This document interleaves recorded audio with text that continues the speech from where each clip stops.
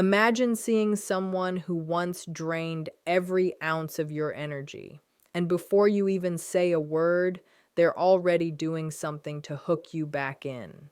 In just the first 30 seconds of eye contact, a narcissist doesn't need to speak much. They already know exactly which buttons to push. They'll smile, maybe a little too perfectly. Their stories will hit just the right notes, humble yet impressive, casual yet compelling. And if you feel a flicker of recognition, a tiny emotional tug, that's not nostalgia, that's strategy. They are scanning you for weaknesses, gauging whether the emotional leash still exists. Every gesture, every word, every glance is a data point, and most people don't even notice. They think it's charm, but it's control. When a narcissist sees you after a period of no contact, their first instinct is almost always to engage in what is called the charm offensive. This isn't casual friendliness.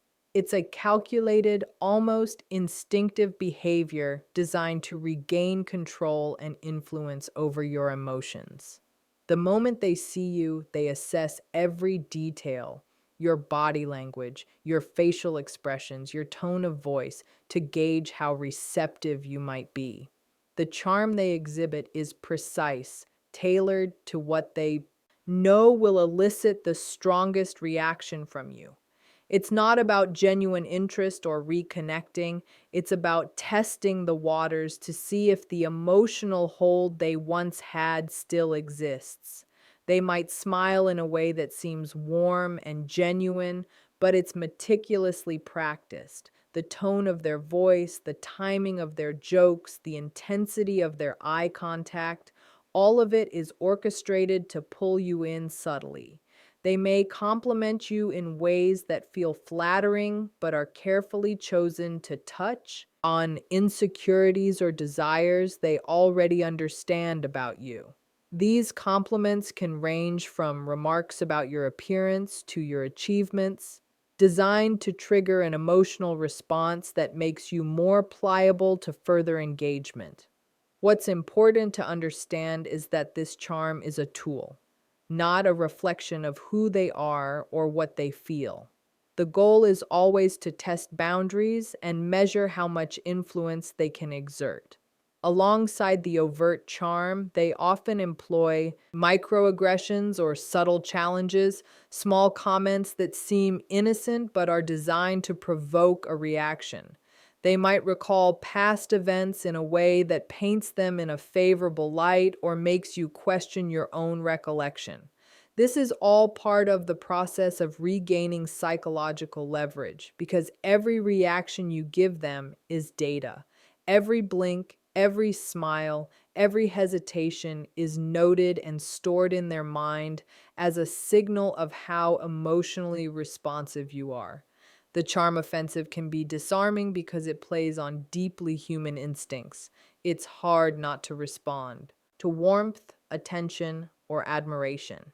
Even when you consciously know they are manipulative, the initial flood of energy, the precision of their interaction, can create confusion and even nostalgia for past connections.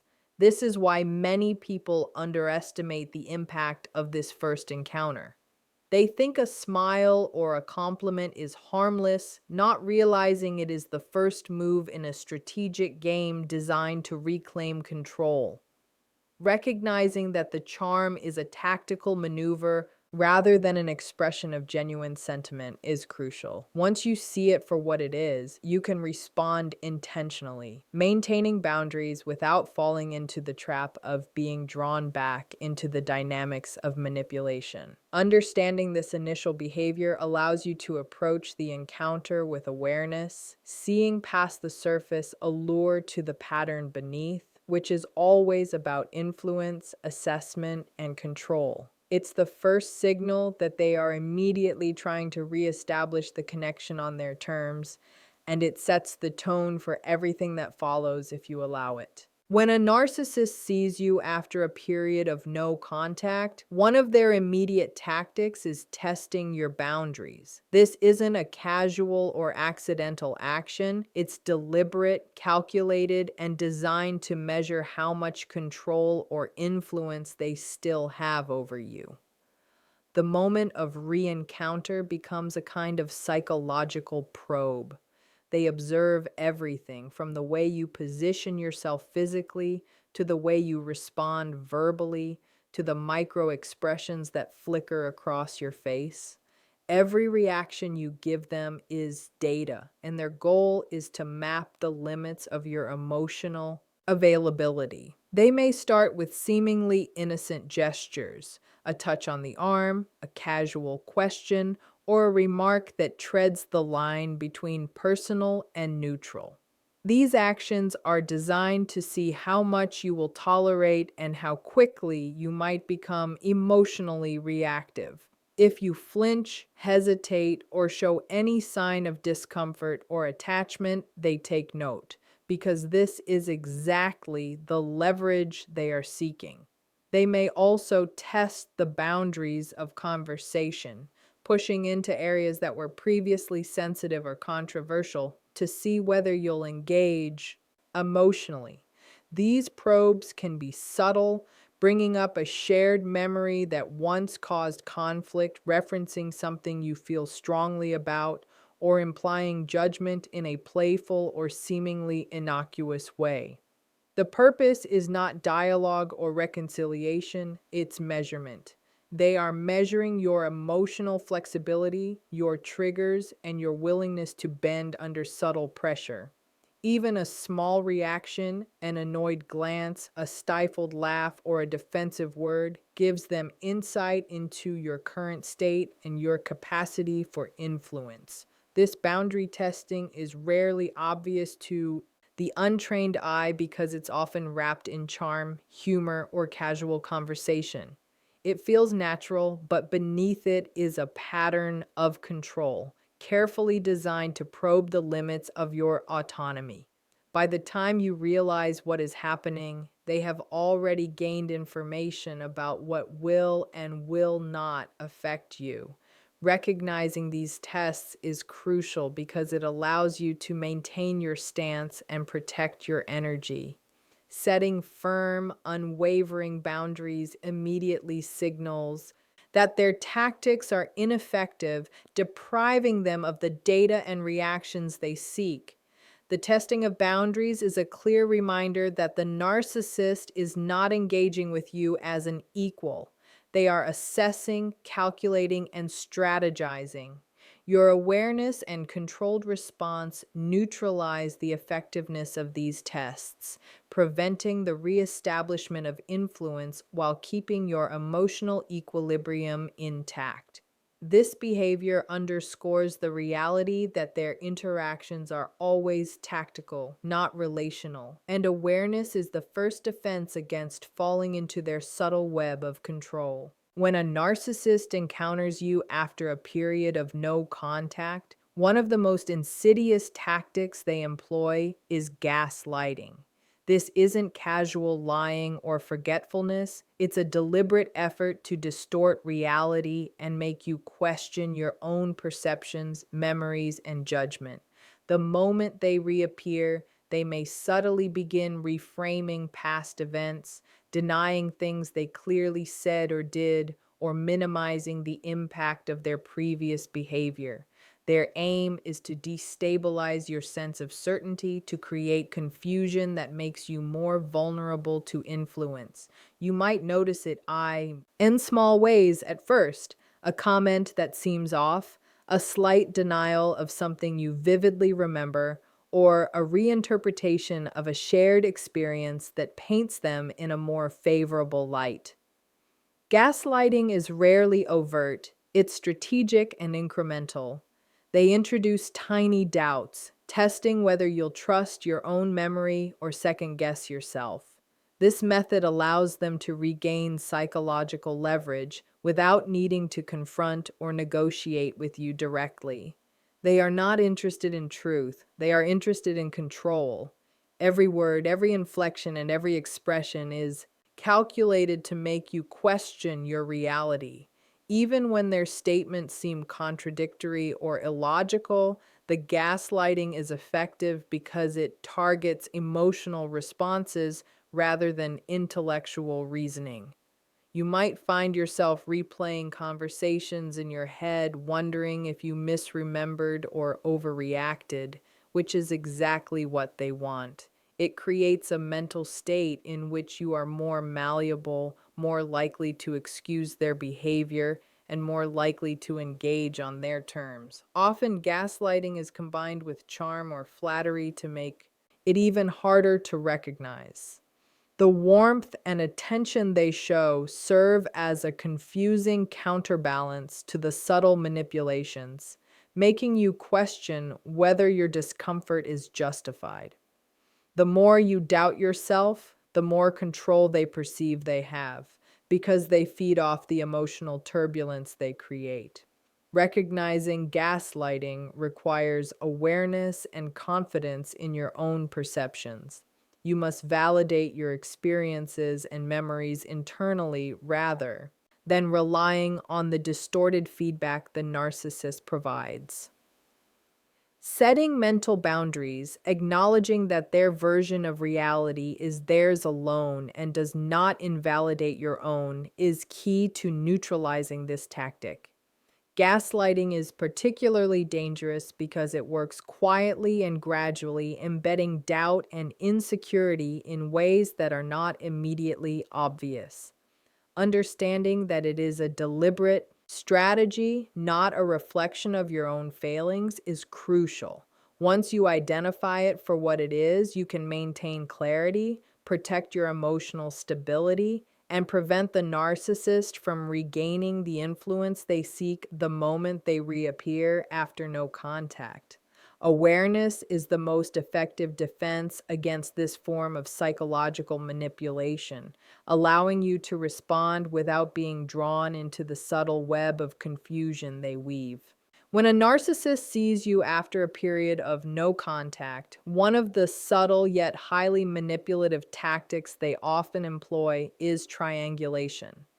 Triangulation is the act of introducing a third party, real or imagined, into the dynamic to provoke jealousy, insecurity, or competition. The moment they reconnect, they might casually mention someone admiring them, hint at an exciting new friendship, or allude to opportunities or connections that you weren't part of. It's rarely overt. It's embedded in casual conversation, a remark here or there designed to make you question your position in their life or their importance to you. The goal is psychological leverage. By making you feel that someone else holds value or attention that you don't, they activate deep emotional responses: envy, comparison, and sometimes even fear of loss.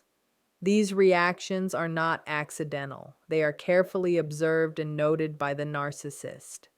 Every subtle facial expression, hesitation, or comment you make in response is information for them. Data about how easily you can be influenced or manipulated. Triangulation also serves another purpose. It allows them to assert control without confrontation. Instead of directly challenging you, they manipulate the dynamic by creating a situation where you feel the need to compete, to justify your worth, or to seek validation. This can destabilize your emotional equilibrium, making you more likely to react impulsively or emotionally rather than rationally. Often, the third party they reference doesn't even need to exist. The mere suggestion of external interest or admiration is enough to trigger the response they want. In some cases, they may even compare your behavior to someone else's in a way that subtly implies inadequacy. By the time you realize what is happening, they have already measured how much influence this tactic can yield. Recognizing triangulation is essential to maintaining your autonomy. Awareness allows you to see the pattern clearly.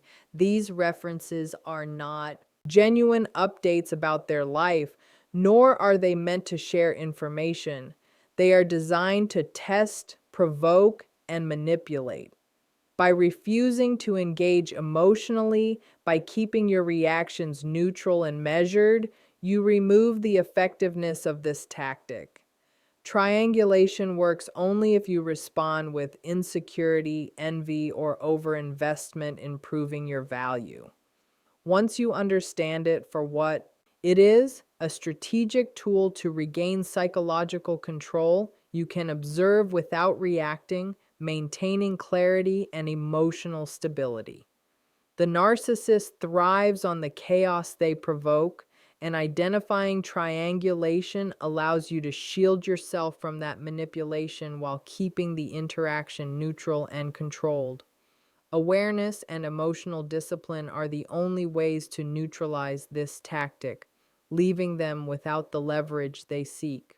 When a narcissist encounters you after a period of no contact, one of the most consistent tactics they use is projection. Projection is a psychological maneuver where they attribute their own negative traits, behaviors, or feelings onto you, effectively shifting blame and avoiding accountability. The moment they see you, they might subtly accuse you of being controlling, selfish, or overly sensitive, even if these criticisms are baseless. What makes projection so effective is that it taps into your own self-doubt and past insecurities. When a narcissist projects, they are not engaging in honest dialogue. They are creating a mirror in which their faults appear to belong to you. Every word, every implication, every slight accusation is calculated to make you question your perception of events and, in turn, your own self-assessment.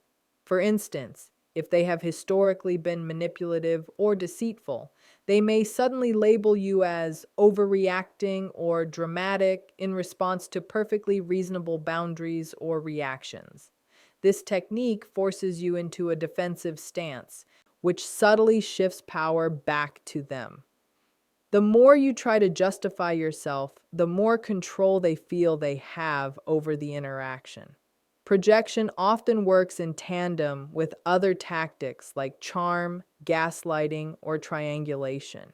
They might use flattery or casual friendliness to lower your defenses while simultaneously planting accusations or judgments that you absorb without immediate resistance. This combination creates confusion and destabilizes your emotional state, making it difficult to respond rationally. Recognizing projection requires careful observation and self-awareness. You must differentiate between your genuine behaviors and the false attributes they are trying to assign to you. Understanding that these statements are less about truth and more about manipulation allows you to maintain clarity. A key defense is to respond minimally and with confidence, refusing to internalize the accusations or engage in arguments that validate their narrative. When you remain grounded and detached, the narcissist loses the emotional leverage they sought to gain through projection. Awareness of this tactic is crucial because it prevents you from being drawn into an endless cycle of blame, guilt, and self-doubt. Projection is never a reflection of your reality. It is a reflection of their need to control perception, maintain superiority, and deflect responsibility. By identifying it for what it is and responding with calm detachment, you strip the tactic of its power, protecting your emotional integrity while maintaining the boundaries that no narcissist should cross. When a narcissist encounters you after a period of no contact, one of the most predictable and insidious tactics they often use is known as hoovering. The term comes from the idea of a vacuum cleaner. Just as a vacuum sucks everything into it, a narcissist attempts to pull you back into their orbit, regardless of the harm they may have caused in the past. The moment they see you, They assess whether you are emotionally available, whether old attachments or unresolved feelings remain, and how they might exploit these to reestablish influence. Hoovering can take many forms. They may present themselves as changed, apologetic, or introspective, creating an illusion that they have evolved and that the past issues no longer exist. They might recall shared memories in a nostalgic or sentimental way, highlighting moments that were emotionally significant to you to stir attachment or empathy. Sometimes they offer unsolicited help, gifts, or support, actions that appear kind on the surface but are strategically designed to create a sense of obligation or indebtedness. These gestures are never purely altruistic. They are calculated to test your willingness to engage and to measure whether you can be drawn back into the dynamic they control. Often, hoovering is subtle, almost imperceptible. A comment about missing your presence, a question about your well-being, or a casual invitation can be enough to trigger emotional engagement, especially if residual feelings exist. The narcissist watches your responses like data points, observing hesitation, excitement, or emotional vulnerability, and adjusts their approach accordingly. Recognizing hoovering requires both awareness and emotional discipline. It is essential to distinguish between genuine attempts at connection from a healthy individual and manipulative strategies designed to reclaim control. Awareness allows you to respond intentionally rather than react impulsively, preserving your emotional autonomy. When a narcissist attempts to hoover, the most effective defenses are setting clear boundaries, maintaining emotional detachment, and refusing to engage in old patterns that once granted them power.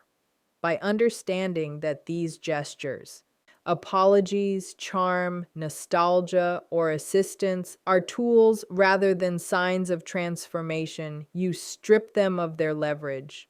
Hoovering is dangerous because it often appeals to empathy, nostalgia, or hope, all of which can cloud judgment. Being able to see it as a tactical maneuver rather than a sincere overture allows you to maintain clarity and prevent re-entry into a harmful dynamic. The key is awareness, control, and emotional distance, which together neutralize the narcissist's attempt to pull you back in, leaving them without the influence they crave.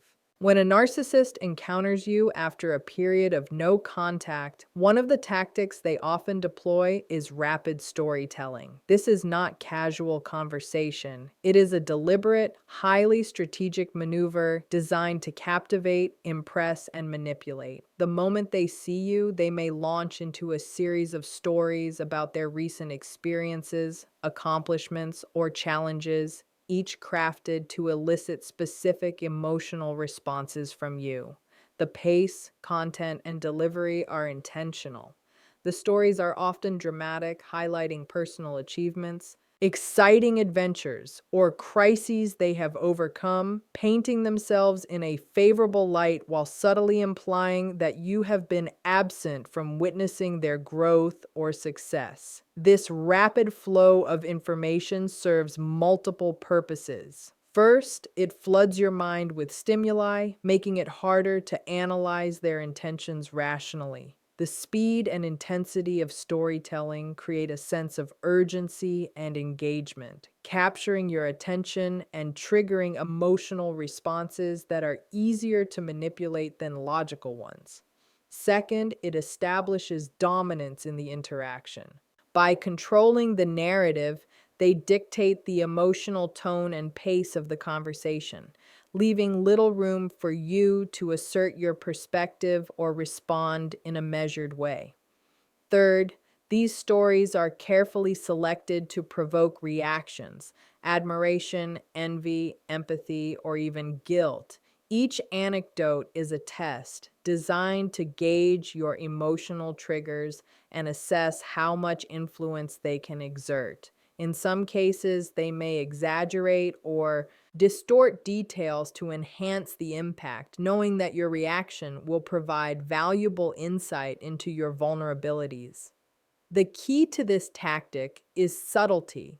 It is wrapped in charm, humor, and relatable elements that make it difficult to see the manipulation clearly. The stories feel personal and engaging, which can create a false sense of connection, even if the underlying intent is control rather than genuine sharing. Recognizing rapid storytelling requires careful attention and emotional awareness. It is essential to separate the content of the stories from the motive behind them.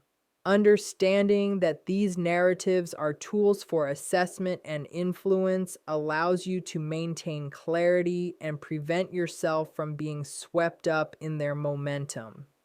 The narcissist relies on the emotional pull of the stories to regain attention and subtly test your boundaries, seeking any sign that old patterns of engagement or attachment remain. By maintaining a neutral, measured response, observing without over-investing emotionally, and refraining from providing validation or excessive engagement, you can neutralize the tactic and preserve your autonomy. Rapid storytelling is not about genuine communication. It is a strategic display designed to assert influence, collect information, and test your receptivity. Awareness and emotional discipline are crucial in recognizing and deflecting this tactic, preventing the narcissist from regaining leverage and ensuring that any interaction remains under your control rather than theirs. When a narcissist encounters you after a period of no contact, one of the most subtle yet powerful tactics they use is testing your reactions. This behavior is calculated and deliberate, designed to measure the degree of influence or emotional control they can still exert over you. From the very first moment of interaction, they are observing and analyzing everything: your facial expressions, body language, tone of voice, and even micro reactions that you may not consciously notice. Every gesture, hesitation, smile, or flinch is data for them, revealing vulnerabilities, triggers, and the potential for manipulation. They may make comments, ask questions, or share stories that are intentionally provocative or ambiguous, carefully designed to elicit an emotional response. This is not a casual attempt at conversation. It is an active experiment to see what moves you, what affects you, and how much influence they can regain. For instance, they might mention a past disagreement, subtly challenge your opinions, or bring up topics they know are sensitive, all while appearing casual or even playful. Each response you give is meticulously analyzed, providing insight into your current emotional state and boundaries. Testing reactions also allows them to gauge whether old patterns of attachment, guilt, or compliance still exist. If you respond defensively, show hesitation, or express empathy, they take note as confirmation that their previous strategies still have power over you. Even small, seemingly insignificant reactions are valuable to them, as narcissists are skilled at amplifying these cues into meaningful data points for future manipulation. Often, this testing is disguised with charm, humor, or flattery, making it difficult to recognize for the unprepared. The rapid alternation between warmth and subtle provocation creates confusion and can trigger nostalgia, guilt, or insecurity, increasing the likelihood that you will react emotionally rather than rationally. Recognizing this behavior requires a high level of awareness and self-control. Understanding that their words and actions are primarily strategic rather than relational allows you to observe without over-investing emotionally. Responding with measured neutrality and maintaining firm boundaries effectively neutralizes the power of this tactic. Awareness is key because once you recognize that every reaction is being tested, you can control what data you reveal. You are no longer an open book for them to analyze and exploit. Testing reactions is not an innocent or spontaneous behavior. It is a core tool narcissists use to map your psychological landscape and measure how much leverage they can exert. By maintaining clarity, emotional discipline, and deliberate restraint, you prevent the narcissist from regaining influence and ensure that the interaction remains entirely under your control. Understanding this tactic completes the picture of the immediate, calculated behaviors a narcissist engages in after no contact, highlighting the importance of vigilance, self-awareness, and unwavering boundaries in protecting your emotional autonomy. In the end, seeing a narcissist after no contact is never about reconnecting. It's always about testing, analyzing, and regaining control. Every smile, story, compliment, and subtle provocation is calculated to measure your reactions and map your vulnerabilities. But here's the truth. Their power only exists if you give it to them. Awareness is your armor. Boundaries are your shield. Emotional clarity is your weapon. When you recognize their tactics for what they truly are, charm, gaslighting, hoovering, projection, and manipulation, you step out of their game and into your own. You don't have to react, you don't have to justify yourself, and you don't have to be pulled back into a cycle that once drained you. The moment you maintain control over your emotions, you reclaim your energy, your clarity, and your life. Seeing a narcissist after no contact isn't a threat, it's an opportunity to stay grounded, to observe without engaging, and to prove that you are untouchable by manipulation. They may try, but their strategies only work when you allow them to. Stand firm, stay aware, and the control they crave will never return to them. The power is and always has been yours.